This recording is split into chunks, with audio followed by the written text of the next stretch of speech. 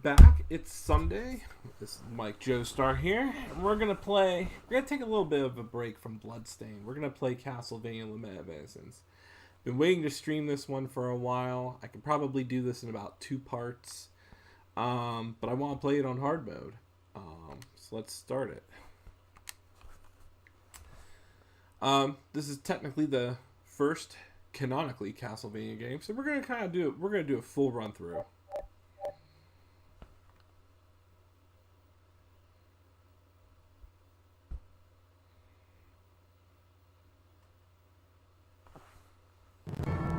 In an era long past, as monarchies weakened, local feudal lords grew in power. First knights simply protected their lords' domains. However, with the reforms of the late 11th century, knights became protectors of the peace. They valued courage and honor, fighting heretics and heathens in God's name. In this age, one company of knights was said to be invincible due to two men. Leon Belmont, a courageous man who feared nothing and whose combat abilities were second to none, and Matthias Cronquist, a genius tactician whose learning made him an exception in a largely illiterate society. They trusted each other completely, and they were bound by an old friendship. However, sorrow awaited Matthias upon his return from a victorious campaign. It was news of the sudden death of his beloved wife, Elisabetta. Matthias's grief was profound, and he became bedridden. A year has passed since then. Thanks to Leon's efforts, their company remains proudly undefeated. However, a mysterious army of monsters suddenly appears in Leon's domain. The Crusades are raging in the east, and since the Church is focusing on fighting heathens rather than monsters, it has forbidden unauthorized battles. Leon wants permission to sortie, but the Church has no intention of granting it. One night, Matthias struggles from his sick bed and tells Leon that the appearance of the monsters is tied to a vampire who has a castle in the forest called Eternal Night, that Leon's betrothed, Sarah, was kidnapped and brought to that castle.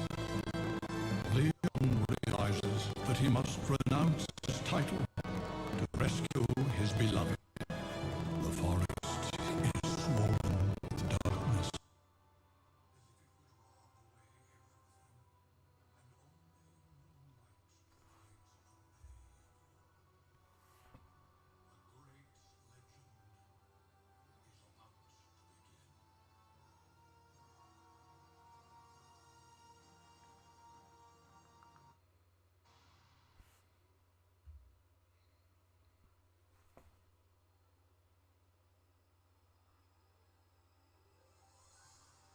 So, the way this game was set up, you actually had to sit through that to understand a little bit of the plot. Um, so I've beaten this hundreds of times. When it first came out, and I just we can always look at my original game tag. So we are going to play this game from the very beginning. We're going to play it on crazy mode, which is hard mode, which comes out. So I first played this game. I beat it. I 100% the game in just under 14 hours.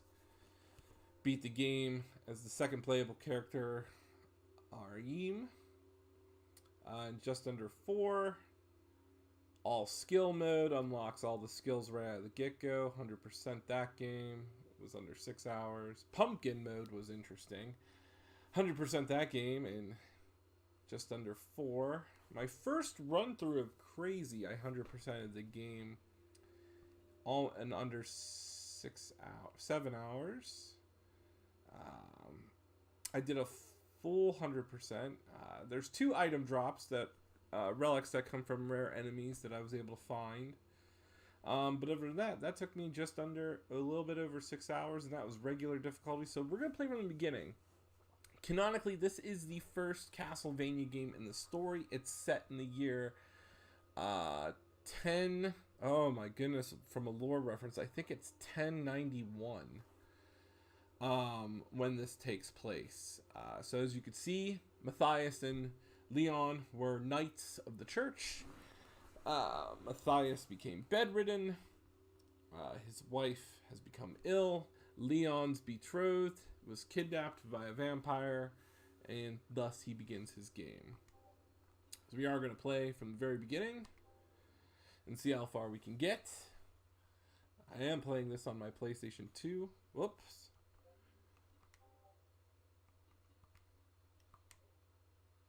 Well, everybody's going to miss the lore. I'm sorry about that.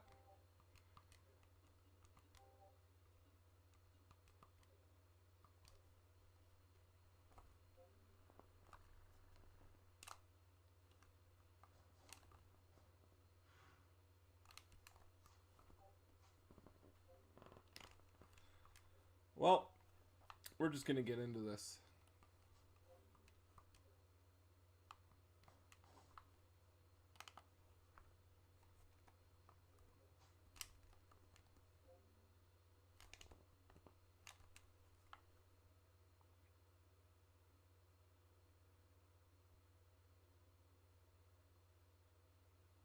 I don't want anybody to miss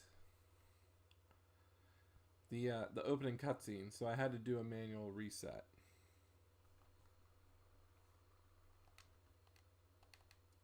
So I am playing this via OPL, so don't judge me.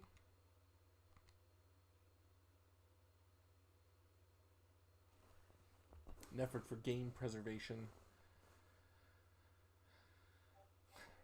Run everything on solid state drives.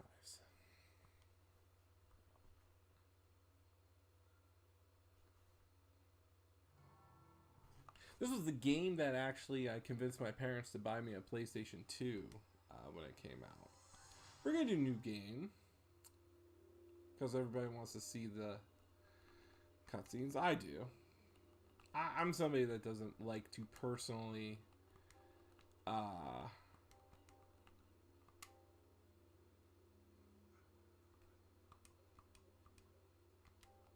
I don't like to skip cutscenes for story purposes.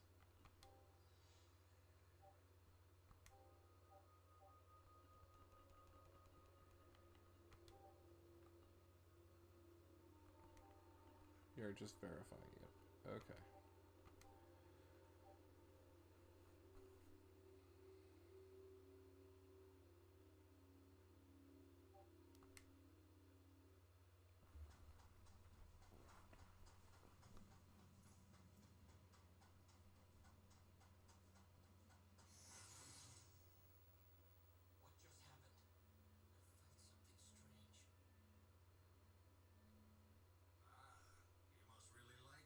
Leon is voiced by Kakashi,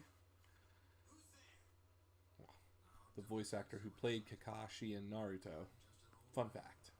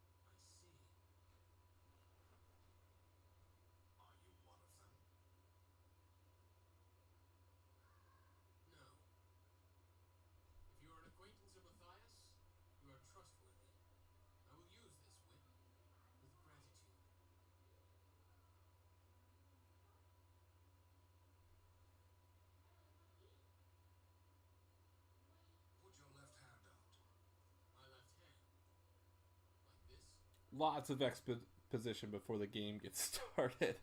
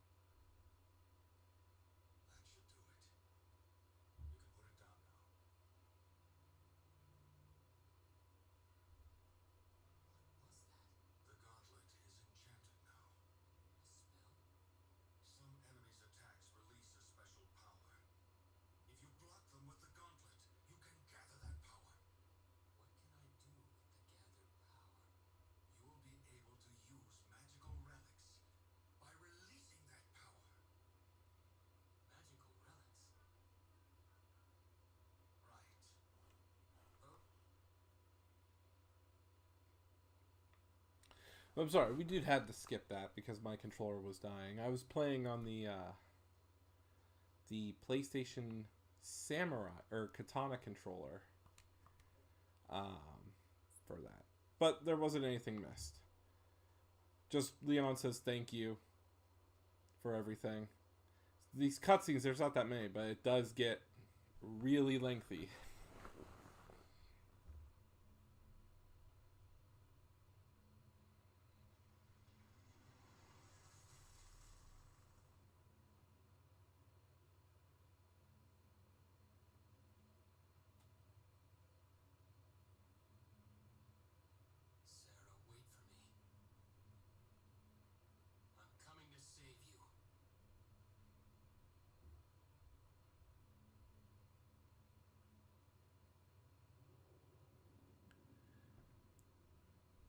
There's a lot of interesting history with this game.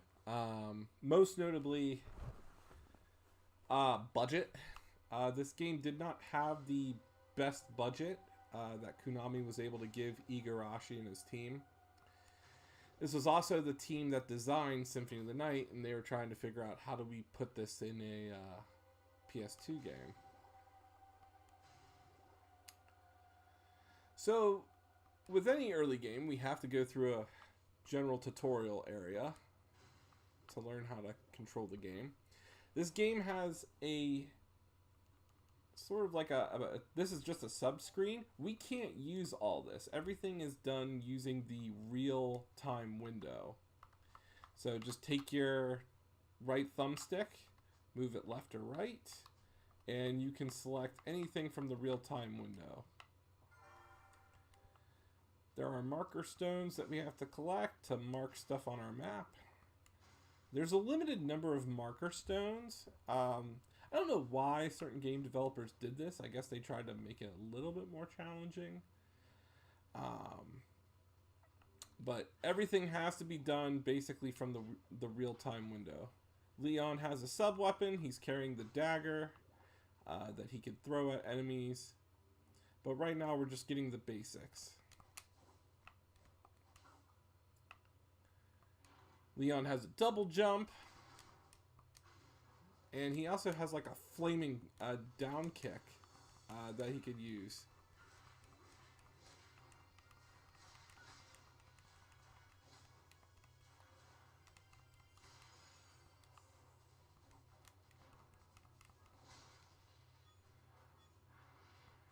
We will be using a little bit of an exploit. It's a duplicator glitch, which is common.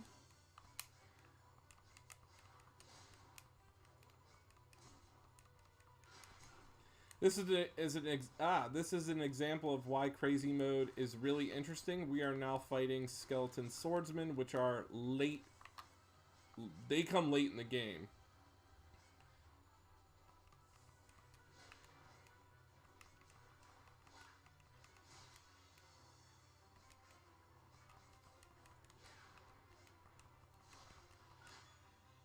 Perhaps I should have played it on normal mode.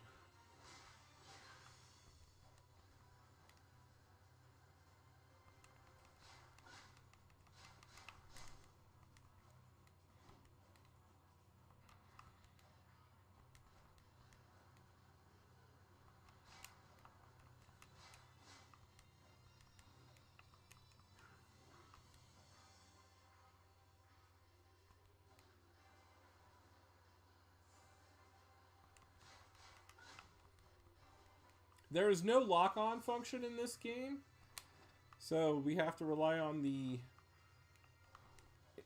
odd camera angle.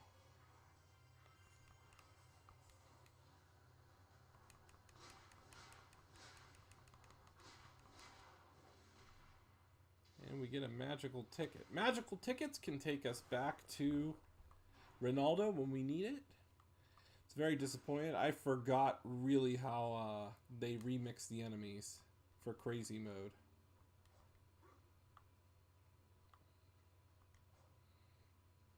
This game does focus on exploration, only based on the fact that the camera movement is limited. So the camera tends to hide things that are out of line of sight.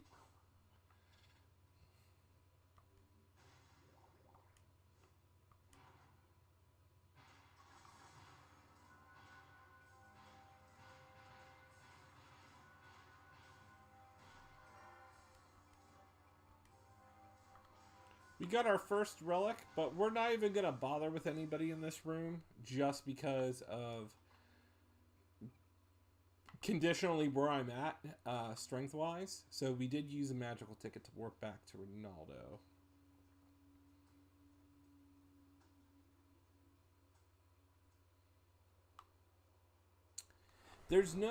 This game was kind of trying to be an RPG, but it wasn't.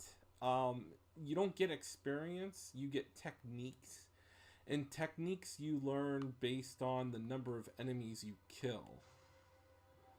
I think when you kill about either 1,000, you get the final skill, where basically Leon can spin the whip around himself, creating little vortexes.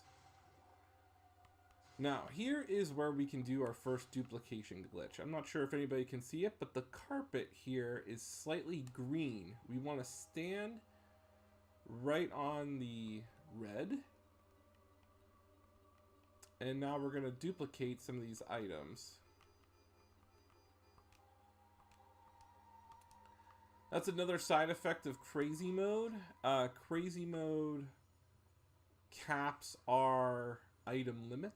So originally, in the original game, we can hold 9 items. We are now going to be only holding 5. So what we are going to do is we are going to go back to the shop and we are going to purchase some items. We're going to have to do this a few times.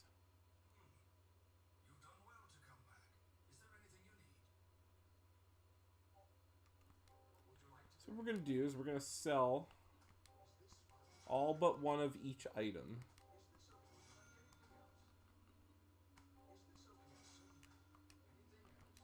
And what we're going to do is we're going to purchase a memorial ticket. Actually, we're not. We're going to purchase a turquoise.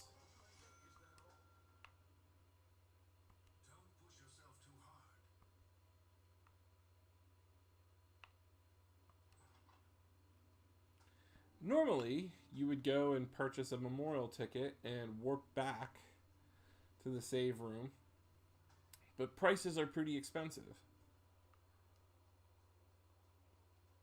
So we're going to have to hoof this. So probably the first, 15 minutes of this stream is going to be conditionally funding Leon and getting access to items right off the bat.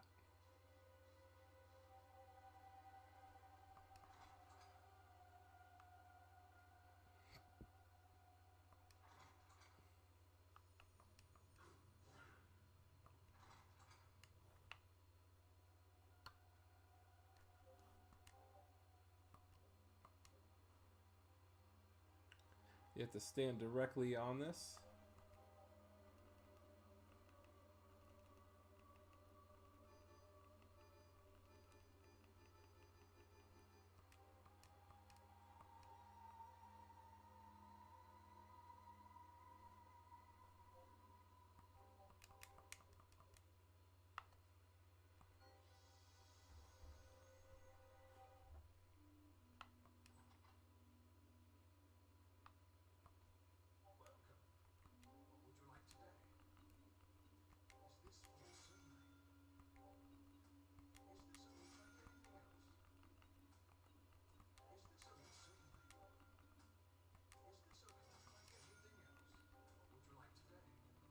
We have 2,000. We're going to buy a sapphire.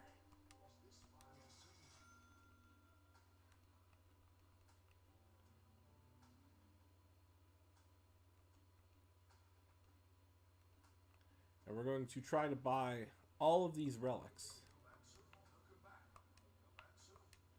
Now, if you saw in there, I have the Mobius brooch accessible, which means that hearts are infinite. Well, that's because that's something you get when you beat the game. I believe if you beat Crazy Mode, you get the Mobius brooch, which I've done before. But we're going to try to get it because we're going to need the hearts. And we're going to need that Jade Mask. We're going to try to 100% this.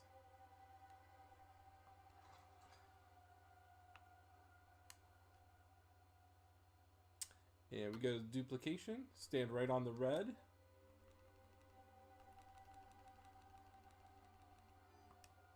Can't go beyond 9. Now most people in the game, definitely speedrunners, will try to get an item called the Jewel Crusher. It's a gauntlet that allows you to crush gems, and each gem creates an effect.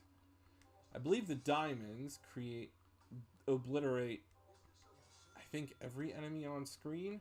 I personally have never used the Jewel Crusher often. We need 200,000 Mobius for the Mobius brooch. But we do want that sacrificial doll, and we do need the Jade Mask, and we do need the White Bishop. So we're going to buy a ruby.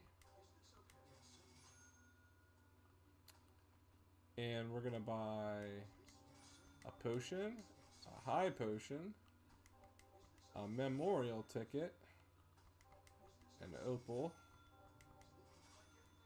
and a zircon.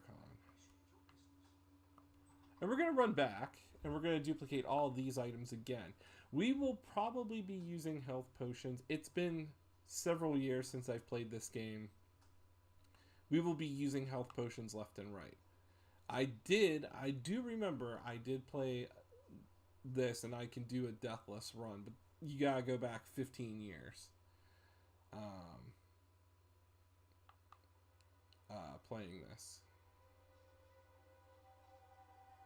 But I wanted to challenge myself today. I definitely wanted to show everybody Crazy Mode and just how insane it is. Basically, it just remixes the enemies.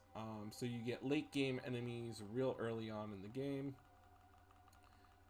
And this is why the duplication glitch is going to come in handy with this.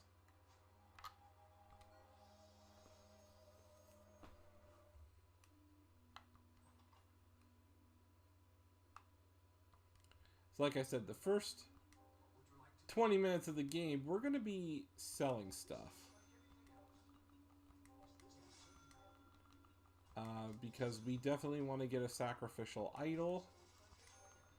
That is very important that we get the sacrificial idol, because that is going to prevent us from dying.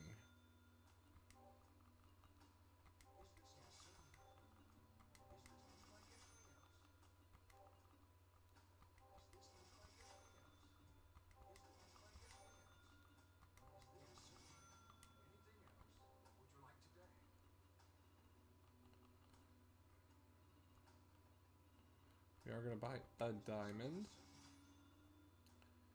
And we are going to buy sacrificial doll, Jade Mask, a White Bishop, and I believe that's it for now.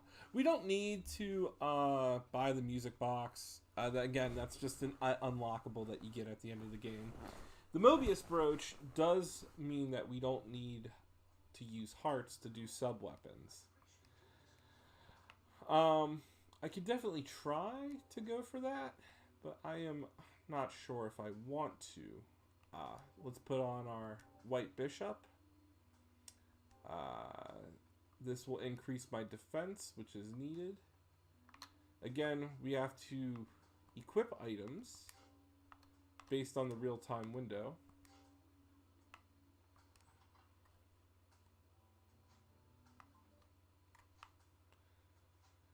So left L1 controls our sub-weapons. Or no, I'm sorry, I read that. I'm incorrect. L1 controls our boss orbs that we get from slaying bosses. L2 controls our relic. Naturally, when you have a relic, we can use magic, but we can combine boss orbs with our sub-weapons to do item crashes. R1 blocks and R2 blocks.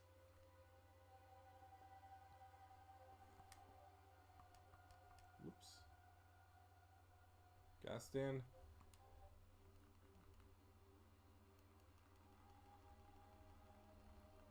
Duplicate all the items here. You have to be very careful when you're doing this, because if you open up another window, what's going to happen is you're going to duplicate your whip. And I don't know if that's going to break the game. And we're definitely going to put our memorial tickets up there. So we're going to save the game now that we have a good start on all of our items.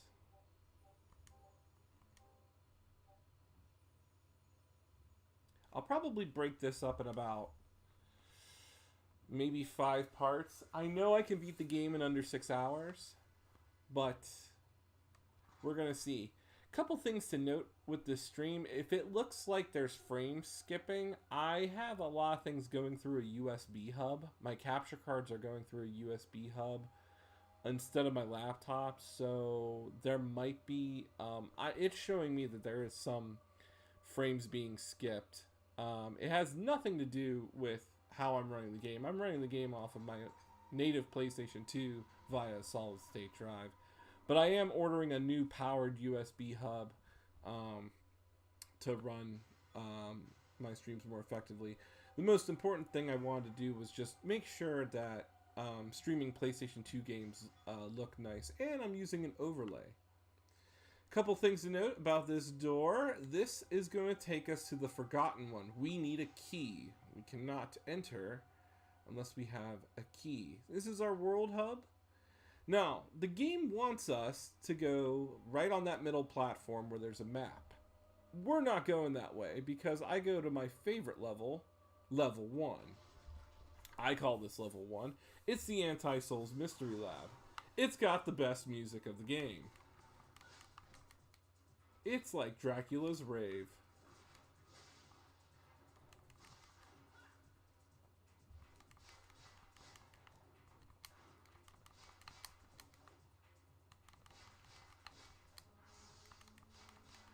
When an enemy glows purple like that and you block their attack, you basically absorb their power, giving you magic.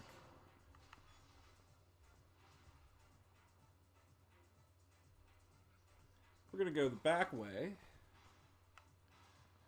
Each level in this game is fairly symmetrical. Ooh.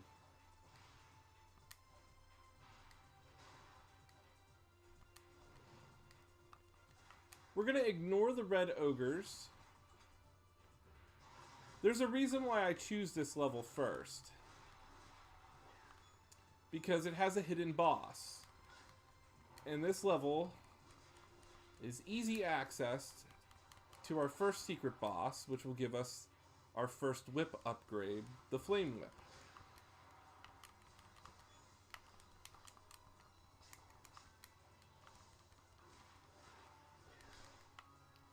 And we definitely want the Flame Whip, because the Flame Whip will make mincemeat of many of the enemies. Especially when we go to the second level, which would be the garden, where a lot of enemies will be plant-based. They will be susceptible to flame damage.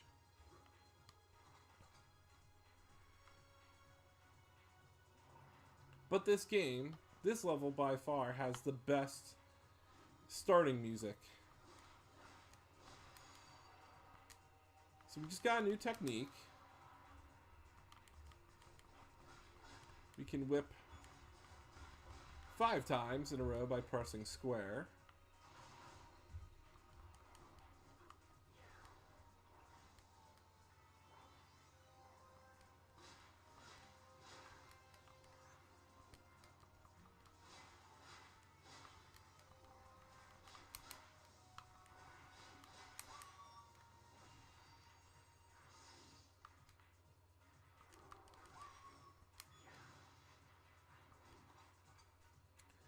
Those armor knights looked red. I think they're possibly regenerate. Those are like the red skeletons. They never really die. And also, this is a 100% run, so that means we have to get 100% of the map. So I will be checking my map a little bit. It's been years since I played this game.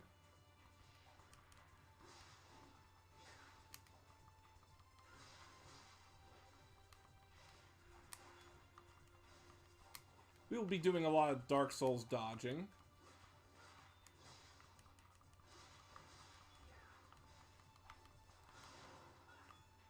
Probably the most frustrating aspect about this game is the fact that it has no enemy lock-on. That was something they improved upon in Castlevania Curse of Darkness.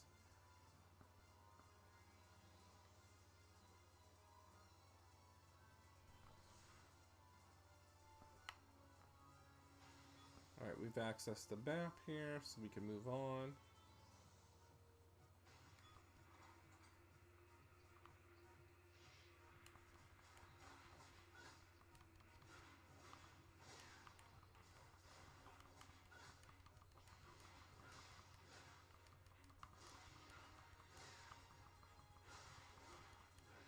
Leon has 2 types of attacks, a quick attack and a heavy attack. Obviously, the heavy attacks are slower, but they're more efficient at crowd controlling, and they do more damage. The quick attack is meant for juggling items, or enemies. Whoa.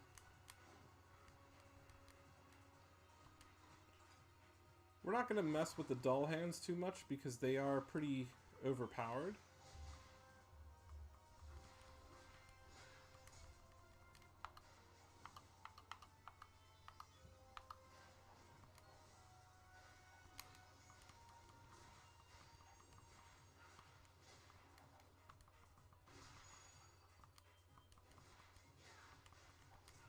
Ouch.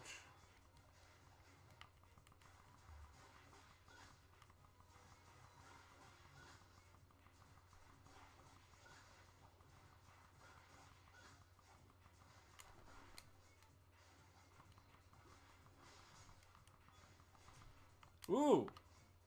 Gotta use another high potion.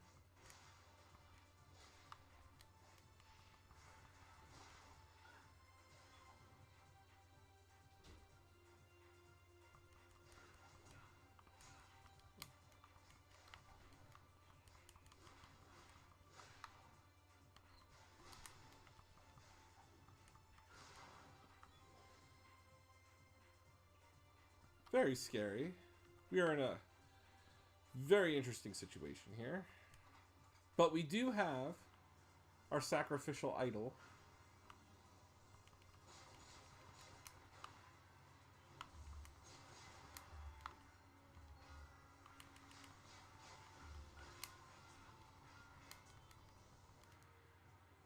Whoop.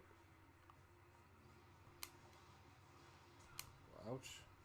Hey, stop hitting me.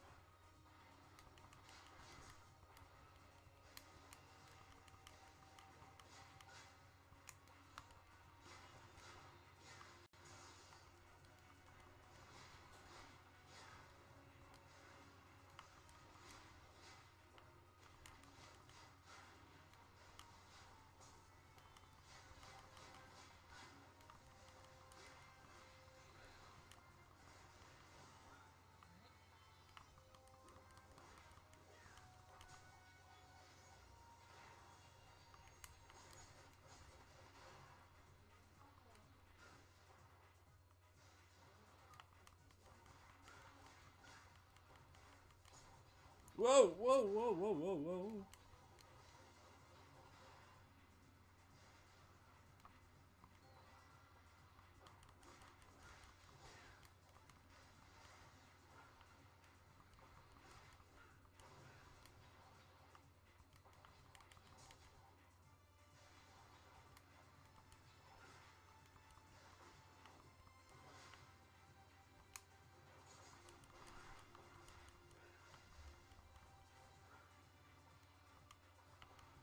These are my least favorite enemies in the game, as they tend to hide underground.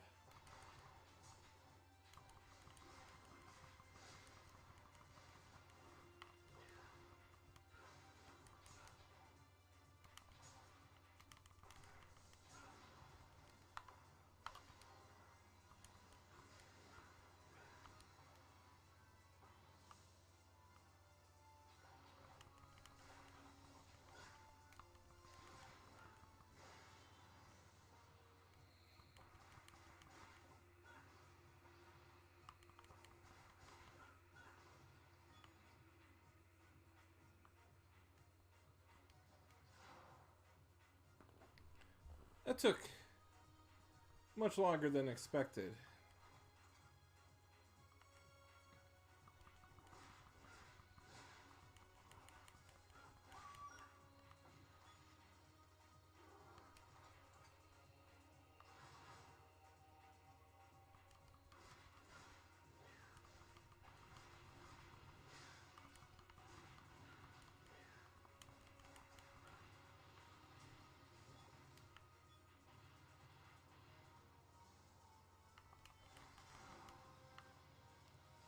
It's a pretty mild manner room.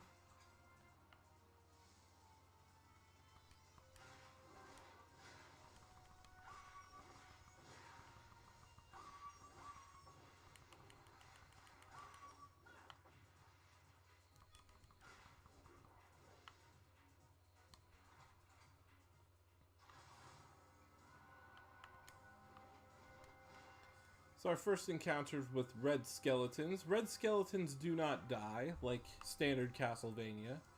They will regenerate. Oh.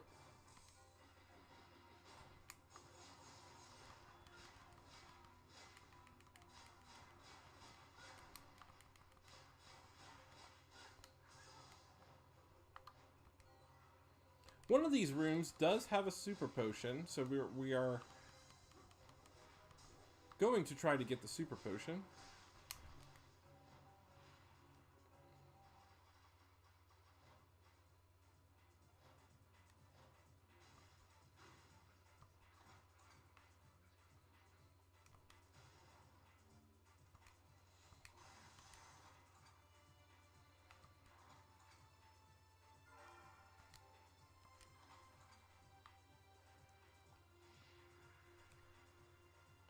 You're not going to fight anybody in this room due to lack of health.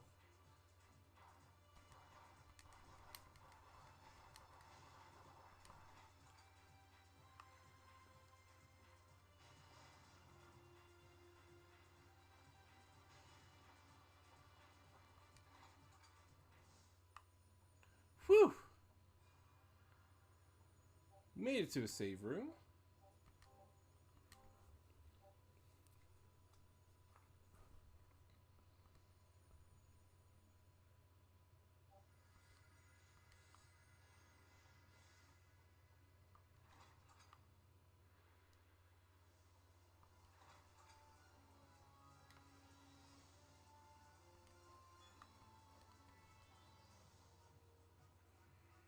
I don't believe we can go down that way.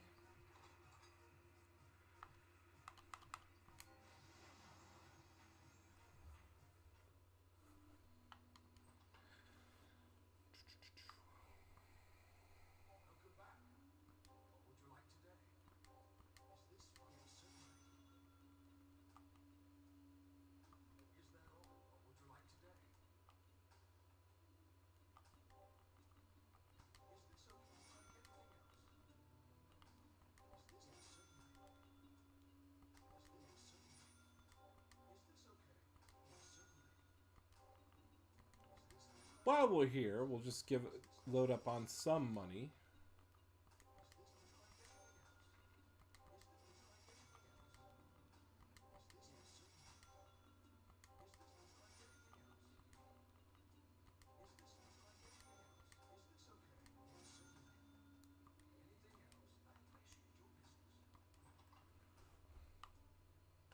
And we're going to run back and we're going to duplicate all those items.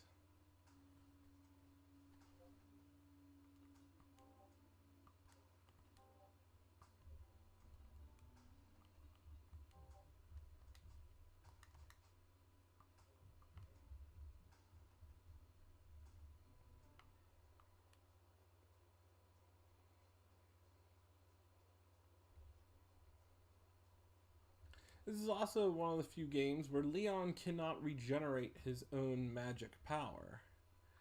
He has to absorb it from enemies.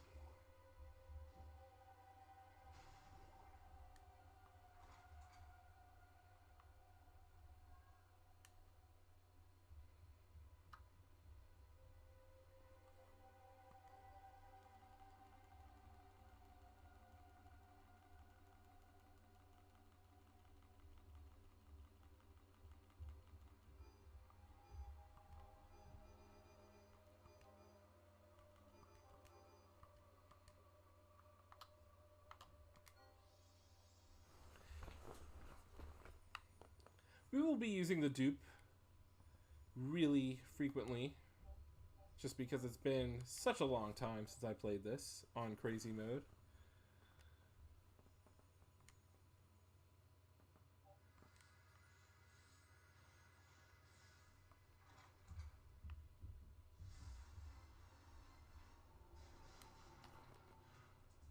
We do know that one of these rooms does have a super potion.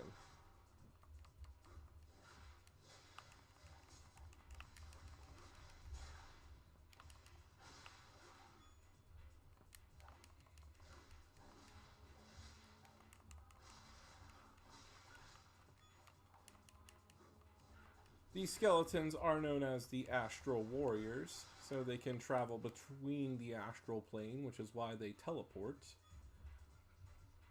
quite frequently.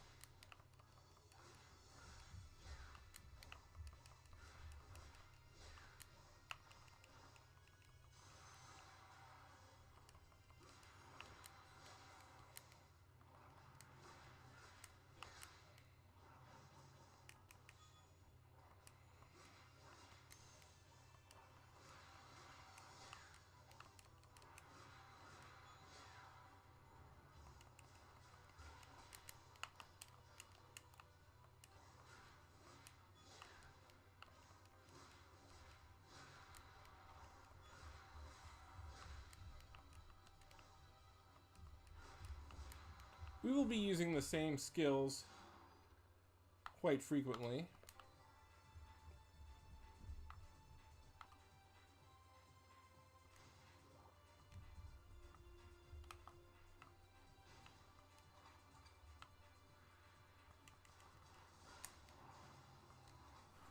We're going to skip these guys. Now this room has our secret boss that we are going to encounter.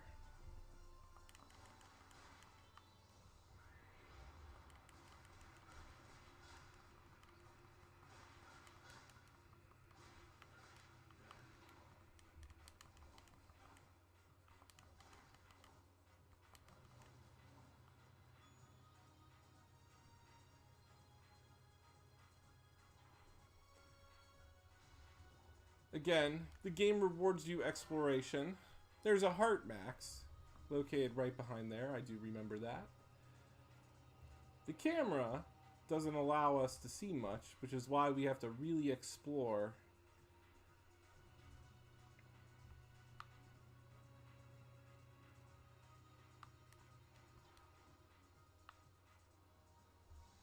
If we just run, what we're going to do is we're going to jump right here. And we realized that's actually, no wait, yeah, we go in here. Huh. A secret room with a heart up. We like those.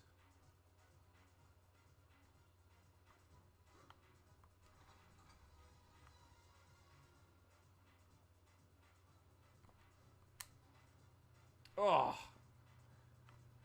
You'd think I'd landed that perfectly, but it's okay.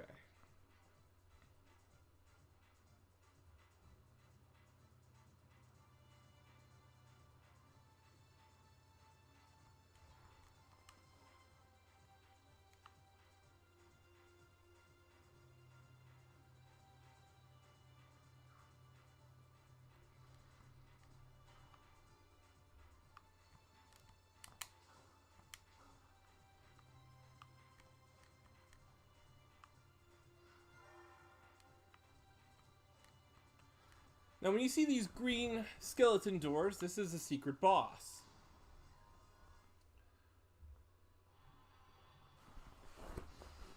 We will be confronting the Flame Elemental.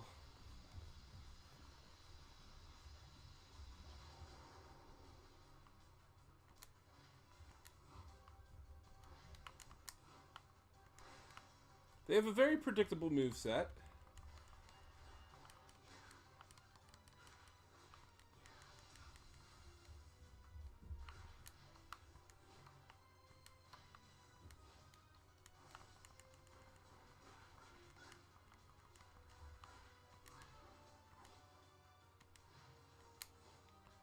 But he does hit for a lot of damage. Ouch.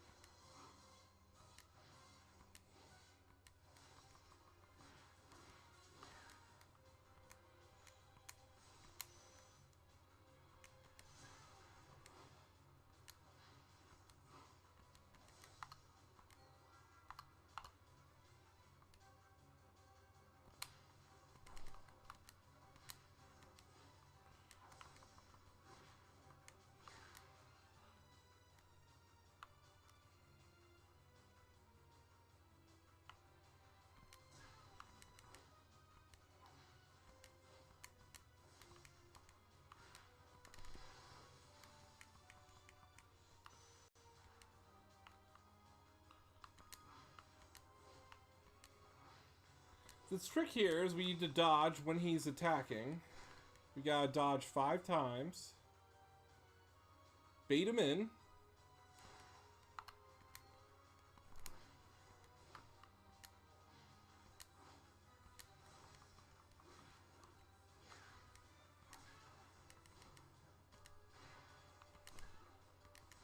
And not get hit.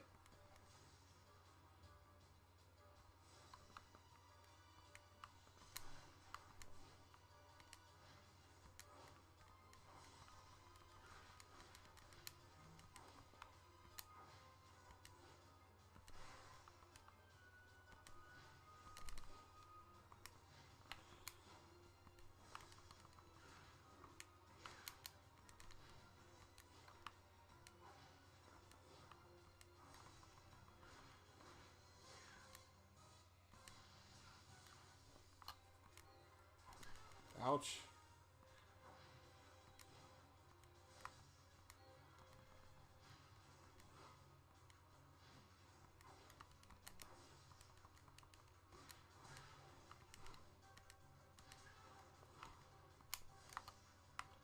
Not good.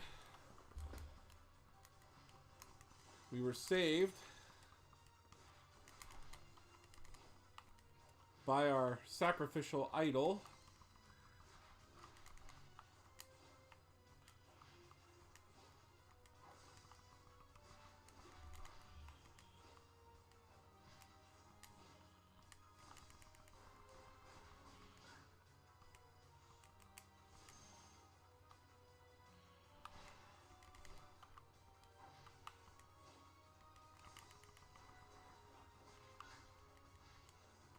He has a very mean guard breaking attack, which is not good for us, especially when we're trying to dodge.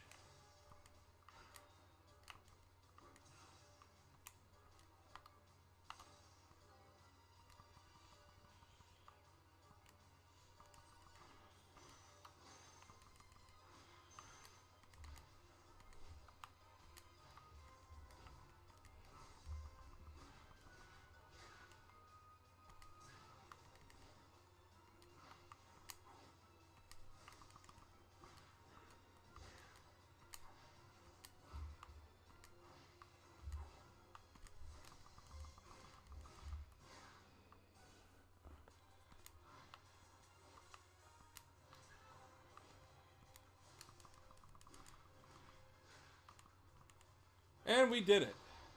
Barely, but we did it.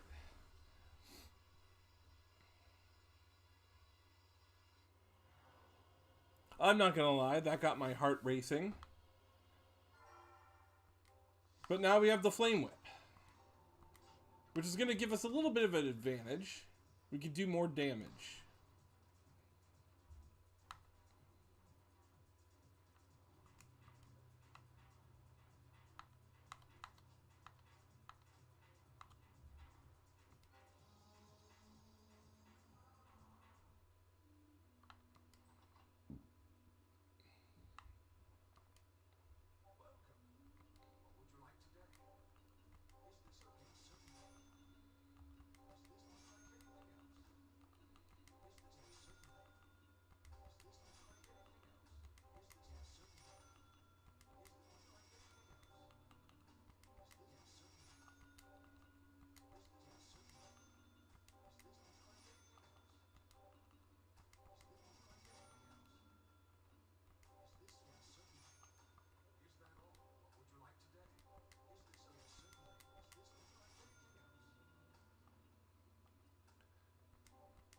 Since we beat our first boss, we do get the Earth Arm. We get our first piece of armor, which is the Earth Armor.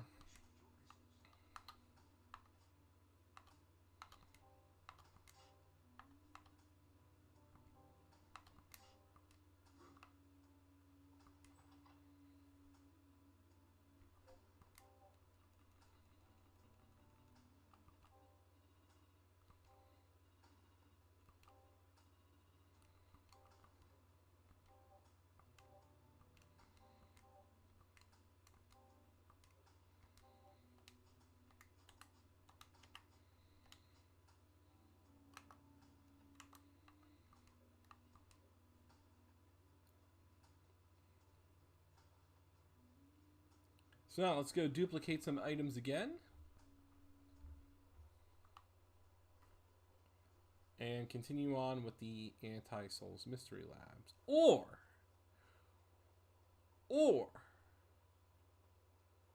what we can do, since this is crazy mode, we can go straight to the garden. We can come back to the Anti-Souls Lab when we're a little bit stronger. We have a little bit more items.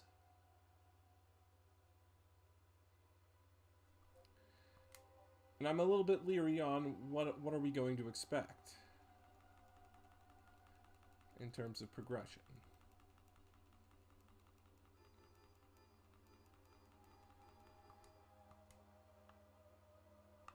So as a matter of fact, I will do just that. I'll save here.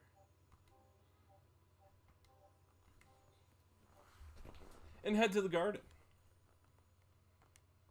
Now there's another enemy that we're going to try to go for. There are 3 elementals in this game. We have defeated one, which gave us the Whip of Flames. We're now going to pursue possibly the Ice Elemental or the Lightning Elemental. I'm not sure which one's which, but we're going to go here. There are other places where you can duplicate items, although I do not remember where.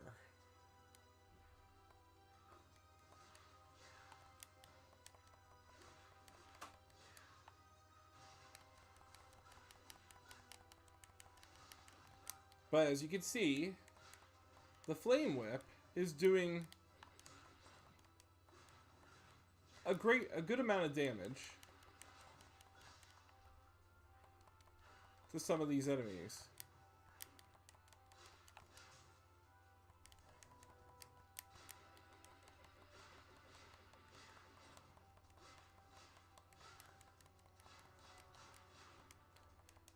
No matter the Castlevania game, as long as Michiru Yamane is still the composer, the music will be amazing.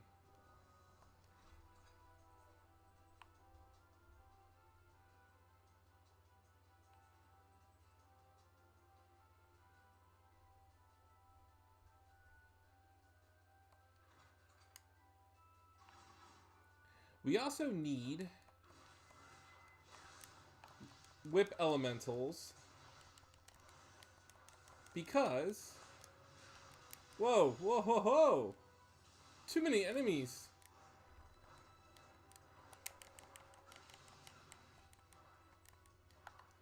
We're not gonna go here. Let's get out of here. Woo! That was a little intimidating, that room.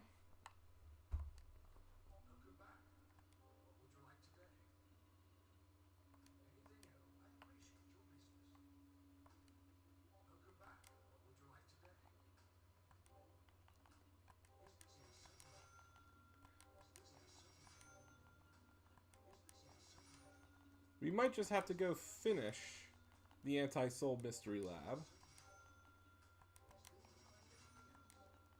I thought heading to the garden would be worthwhile. Turned out it wasn't. Wasn't the best idea.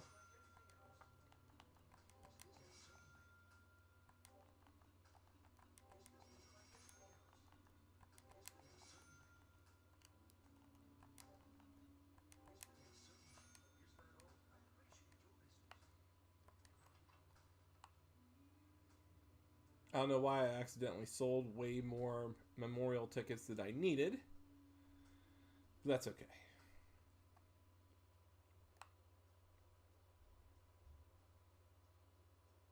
We will go back to the Anti-Souls Mystery Lab and we will complete it.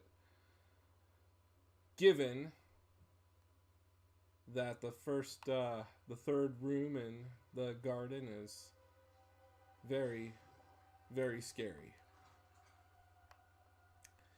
You saw that there were lightning devils. It was the thunder demons and these little imps that jump around like nuts. Unfortunately, we are not messing with them.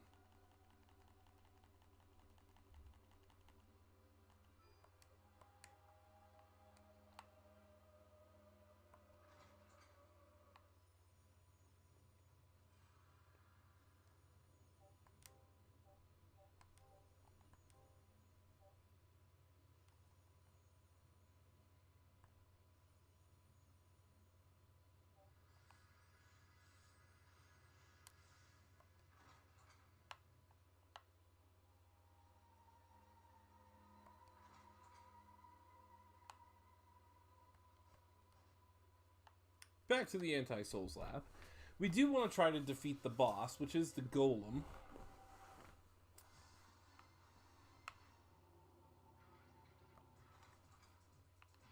Now, we also got a new technique, the Perfect Guard, which is going to come in handy, because if you can perfectly block an enemy's attack, you will automatically get MP.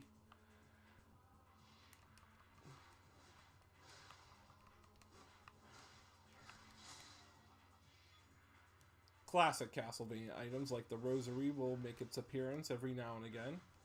We're going to hope that that drops quite frequently. I do not know the statistics or what causes the Rosary to drop, but I will try my best to make sure that we do get it. So as you can see, flame zombies are immune to the fire whip. And there are some fire type enemies.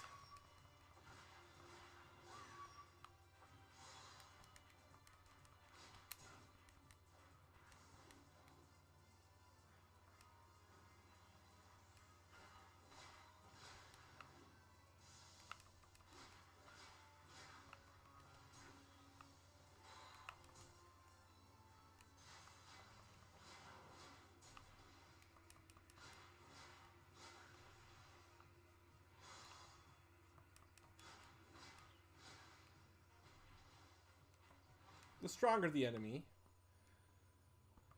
when they do a purple attack, the more MP we get. Now we have two relics already off the bat. We have the Savrog statue and the White Bishop. The Savrog statue, which is the idol that we got during the tutorial area of the game, that comes in handy. What that does is that allows us to ignite our body on fire, leaving a trail of flames to do residual damage to any enemies. Whoa. You gotta get around the doll hands.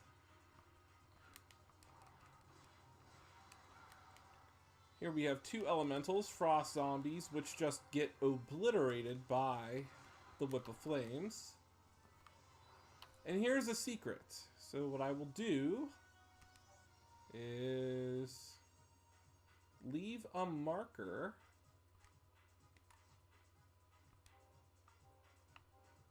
What I'm going to do is I'm going to put a marker right in this room, so I know this statue can only be broken by ice and flame. But we don't have the ice whip, as we did not defeat the ice elemental.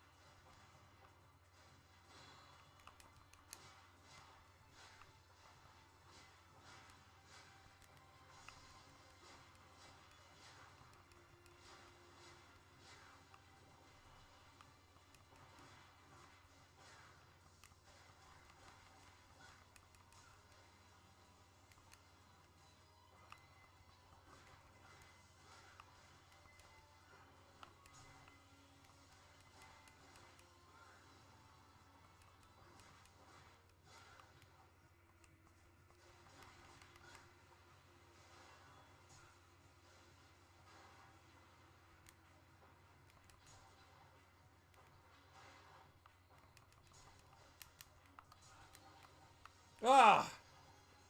What have I done? This is a drawback to using the real-time windows, as you tend to use items that you do not expect. I envy speedrunners who are able to do this with precision, as it has been quite some time since I played this game. But so far, we have not died.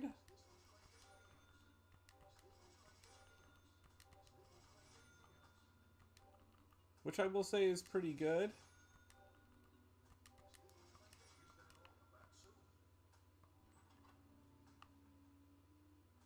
As a matter of fact, I believe we will be going for the Mobius brooch, because we want unlimited hearts. We want to find sub-weapons that can easily provide crowd control or defense. The cross obviously you see the cross sub-weapon. Protects us kind of like a Gradius shield. The axe is a really powerful offensive weapon.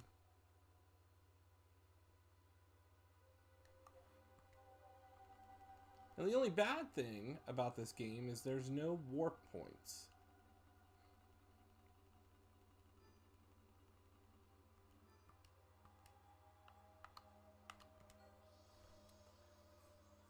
Whereas in Castlevania Curse of Darkness, and subsequently every Castlevania game except the 64s, but since Soten on, has had warp gates.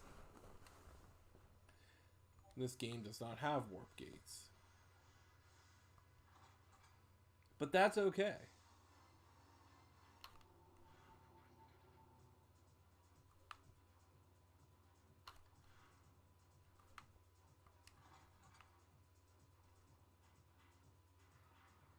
back at the Anti-Souls Mystery Lab, which is pretty much Dracula's rave, underground rave. How many times can I say rave?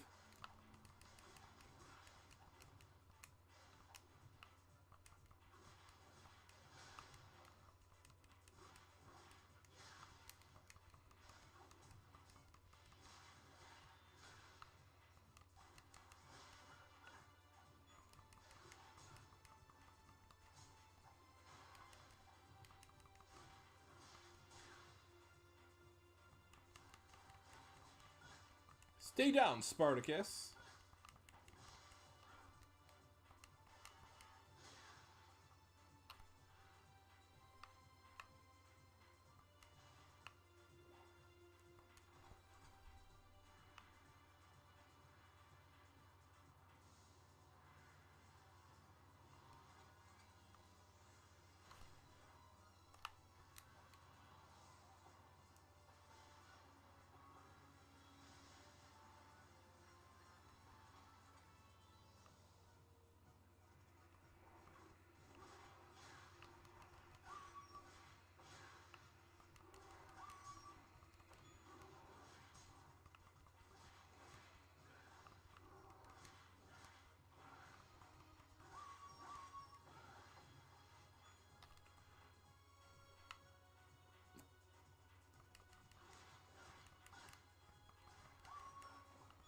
Now, there are 2 secret areas in the Anti-Souls Mystery Lab that we cannot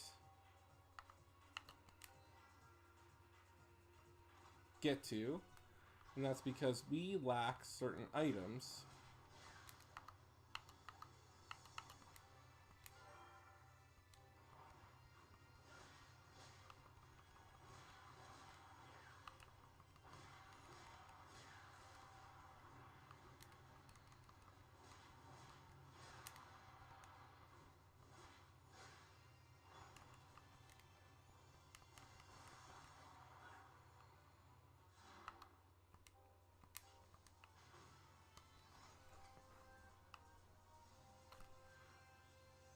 But pretty much the first floor is complete, except for the 1 secret area.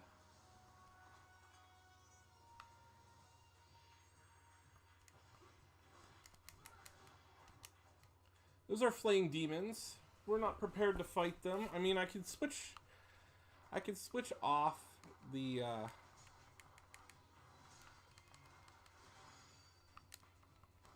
Whip of Alchemy, but I prefer to keep it on. Flea Man, most annoying enemy, I think, in every Castlevania game. Those things just love to jump around.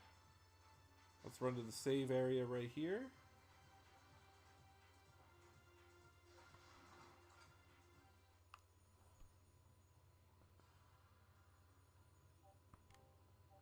That way we can definitely have some health.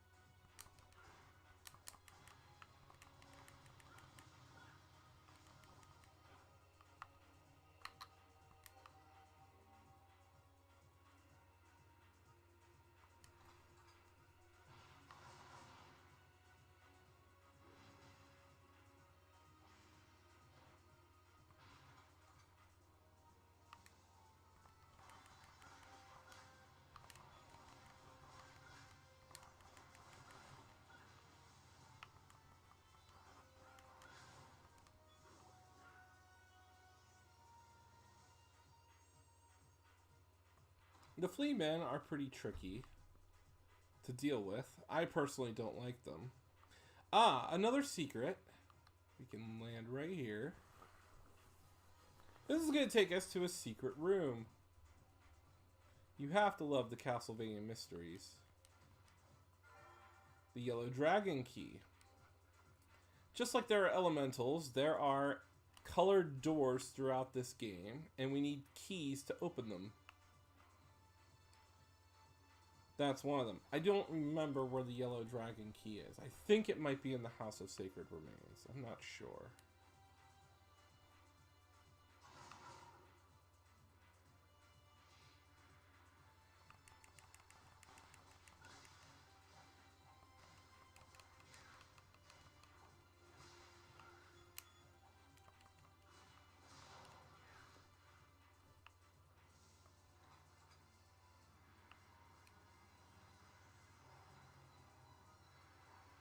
We're going to not mess with those guys.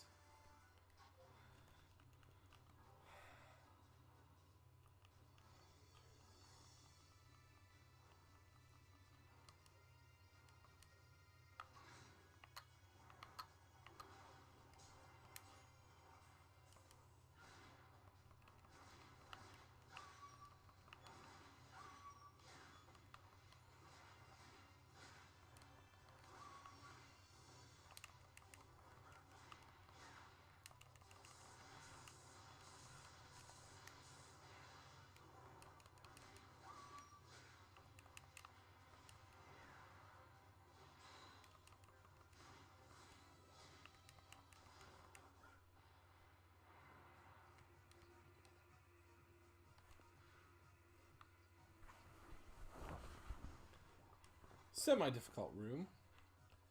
It's just any time we're dealing with flame elemental enemies, they tend to not like our whip. This is a room that we cannot go through as we do not have a relic. So what we will do is we will mark the room on our map.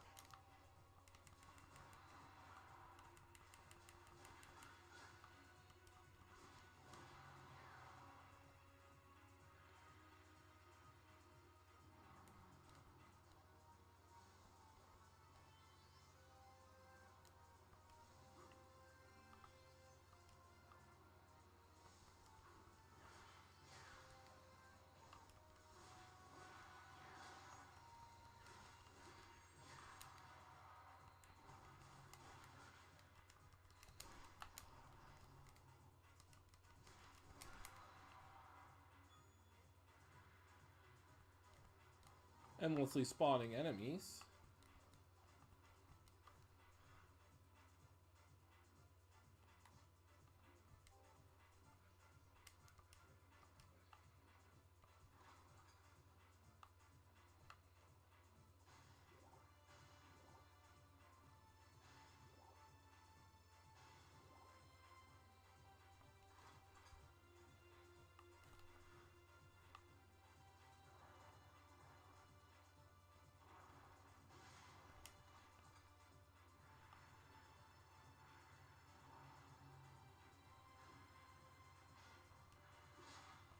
That was close.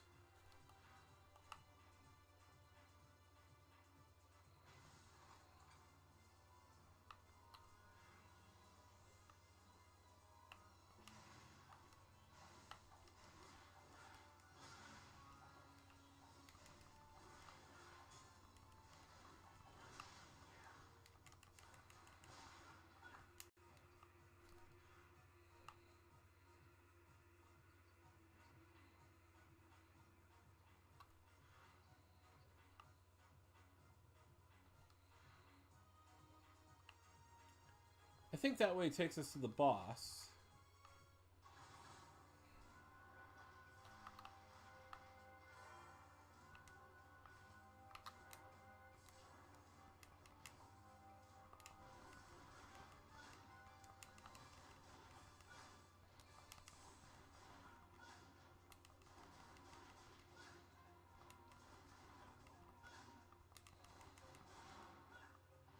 Ooh, a mana prism.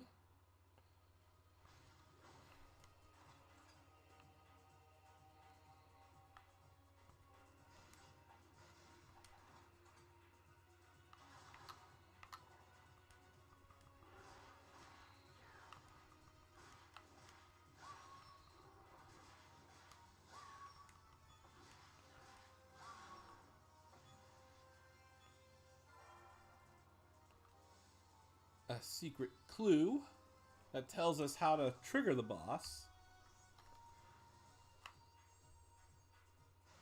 Pretty much, what it said was we're looking for a stone that says E.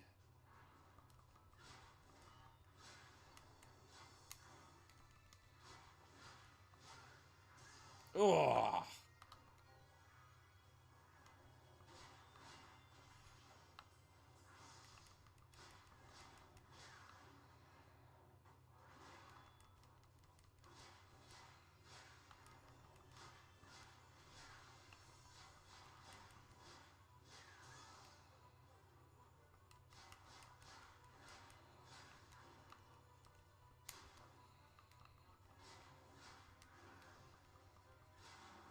This is the room that has a super potion.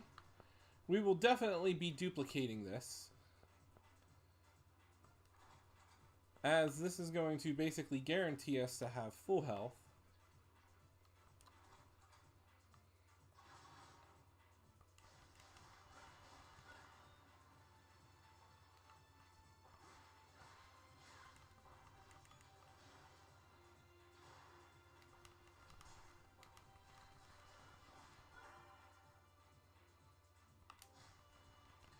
So that clue right there refers to a statue that we need to chill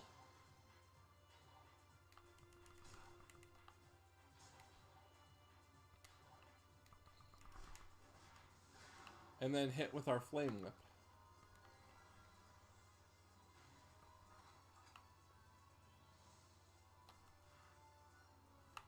Amazingly, a dead end. Ah, I know what to do. Okay.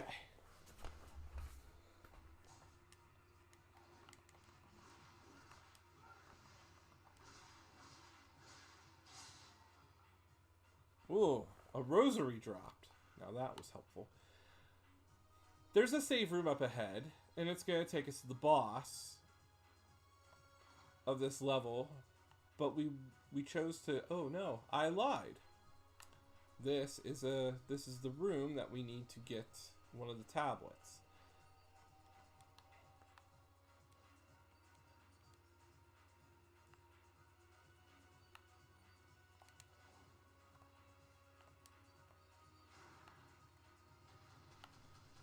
This is a very infuriating speedrun puzzle that I do not like.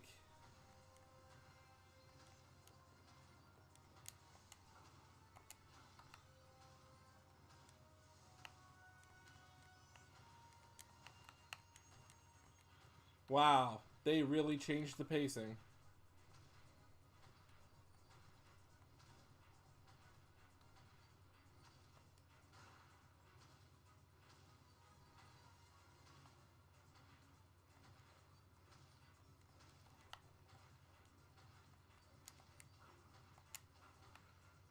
In the original game, you were on a time limit to get through this room, but instead, they have blocks randomly appearing in and out of the wall.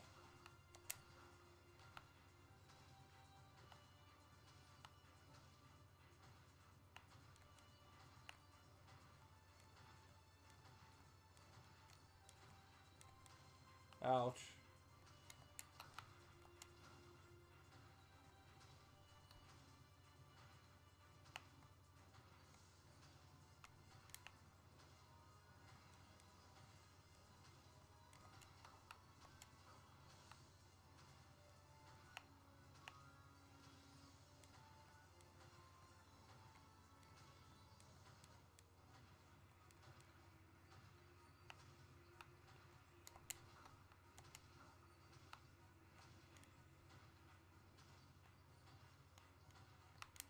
Aha!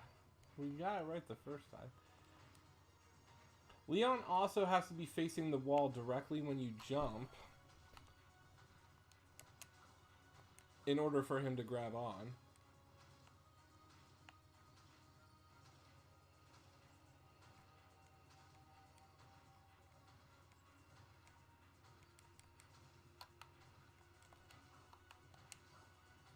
That's a little slow. Ugh.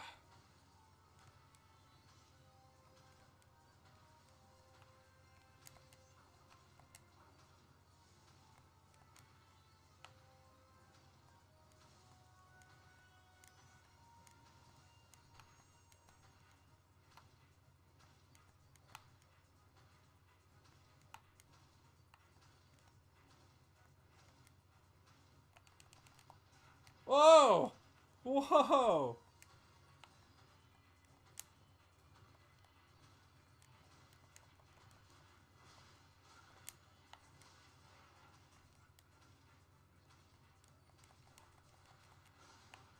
We did it. Go team.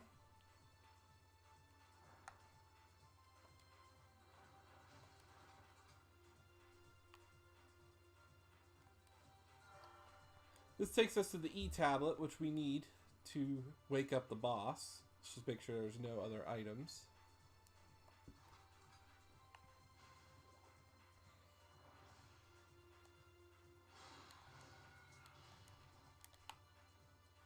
Run, run, run, run, run.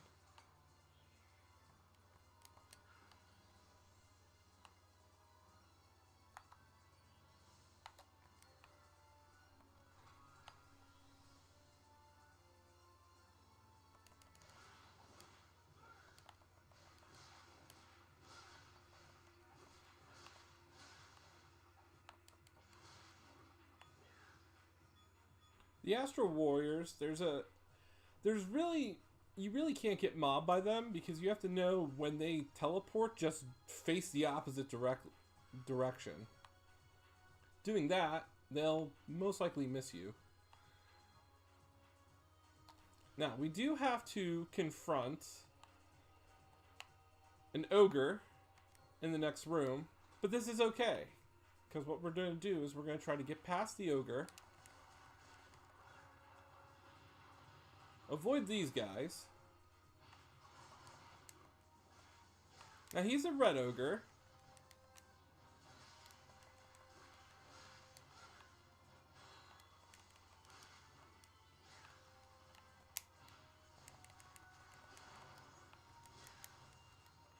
Now we're not going to worry too much about those red skeletons because it doesn't matter. There's no consequence to them. Whoa!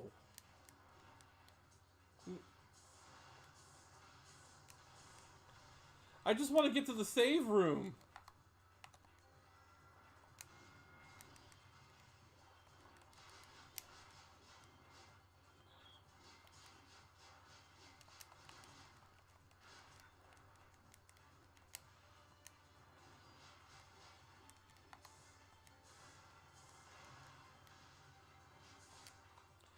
Very scary. I was not anticipating this. But it was really important that we get to this save room. Because we have a memorial ticket. And the memorial tickets will allow us to go back. So what we're going to do is we're going to take our magical ticket, go back to Ronaldo.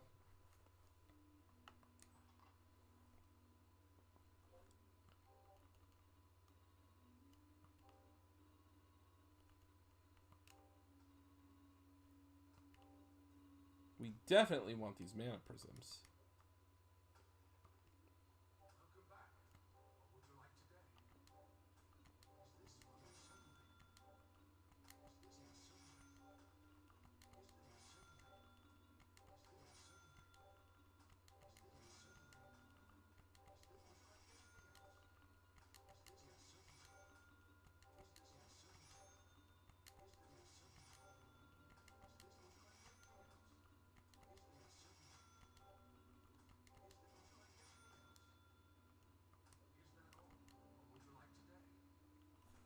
Now we are short.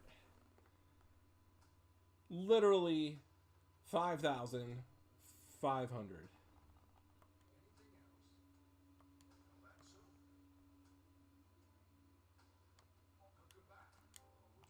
So what I'm going to do is I'm going to sell my diamond because we'll have enough to buy a new one. And I'm going to sell my opal.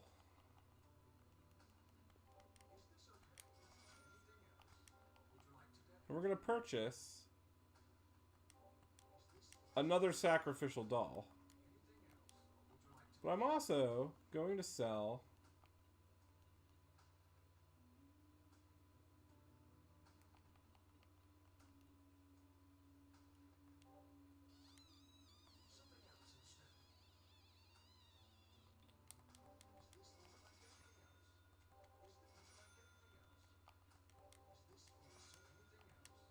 we're going to buy the Mobius brooch now.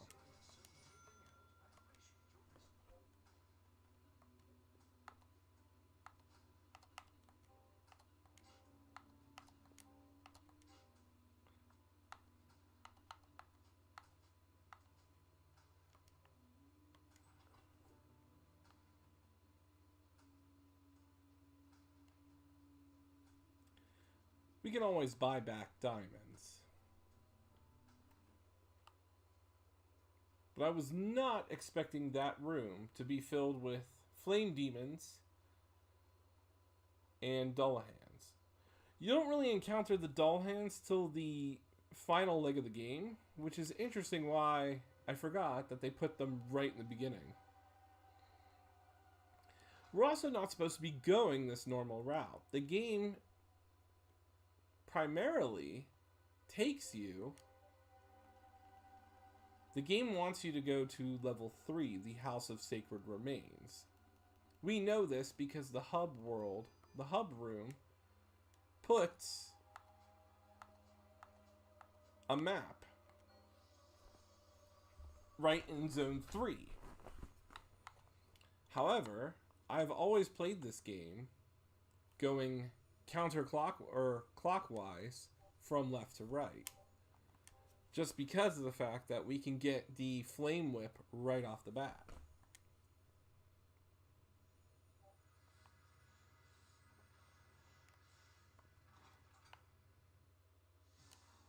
Trying not to get mobbed. And we will be returning here later on, once we have the ice whip and once we have another ability. So this is the boss room. It's a very circular room. Lots of early PlayStation 2 texture mapping. We go here. We use the E-tablet. And that's going to wake our good friend Golem up.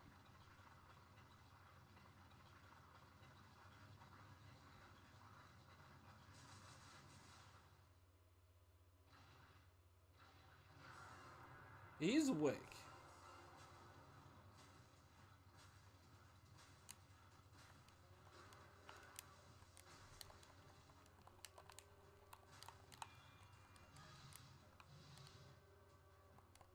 He is not that difficult of a boss, but as you can see, we have the Flame Whip. So we are doing damage. However, he does have an ability to make the rocks fall on our heads, which is new. That was never in crazy mode.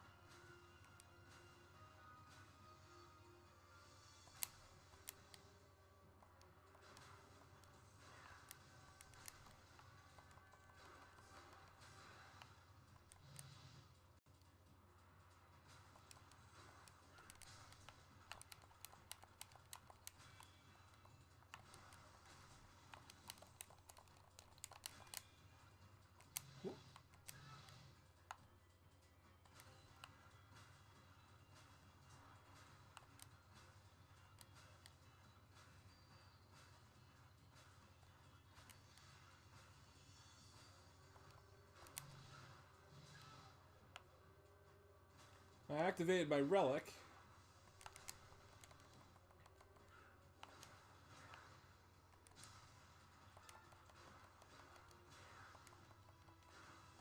To give us a little bit more defense.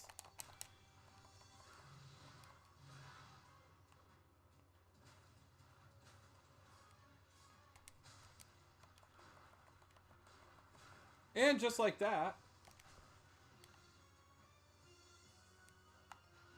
Oh wait, I forgot. He's not dead.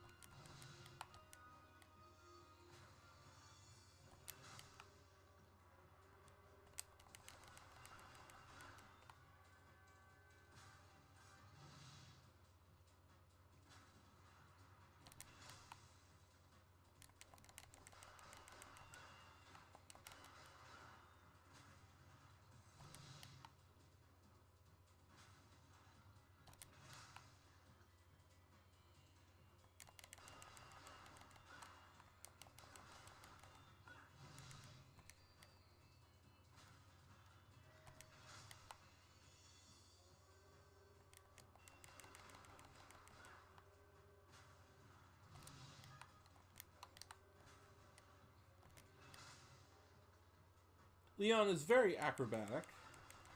I actually thought this boss fight was probably like one of the coolest boss fights in the game just because of how the camera moves, the fact that Leon's dodges are perfect.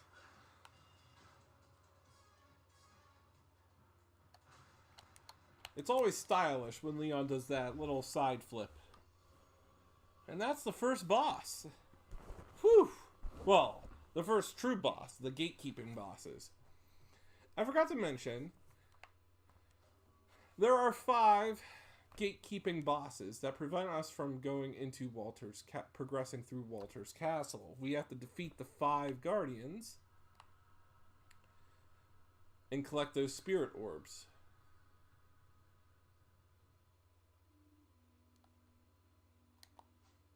Now, if you notice, I can now perform an item crash.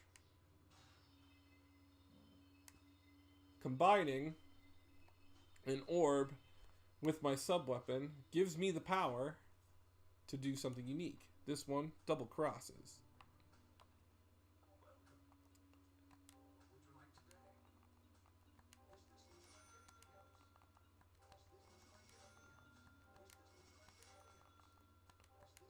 So what we're going to do is we're going to sell everything we can to definitely get back some gems.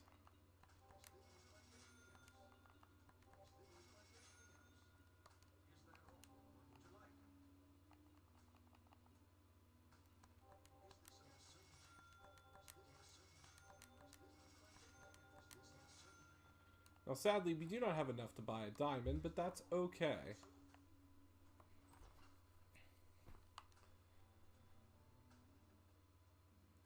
We're going to go dupe the items. And we're going to progress to the garden, forgotten by time.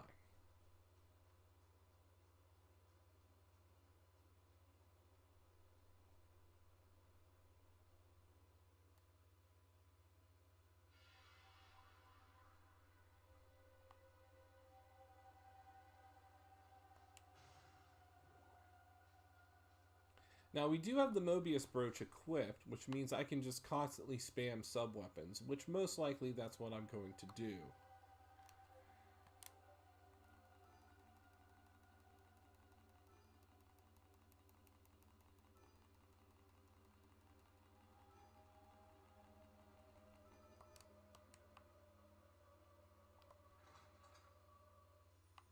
Alrighty.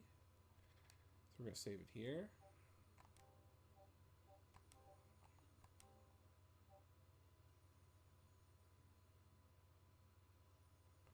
This is going to conclude part 1 of Castlevania Lament of Innocence on Crazy Mode. I plan on doing Castlevania Curse of Darkness on Crazy Mode. I've done that as well. But this is where it's at. So tune in next week. I will continue. Next Sunday, I will continue this game. And we will definitely progress and hopefully beat it by the end of March. But I thank everybody for tuning in. Have a great night.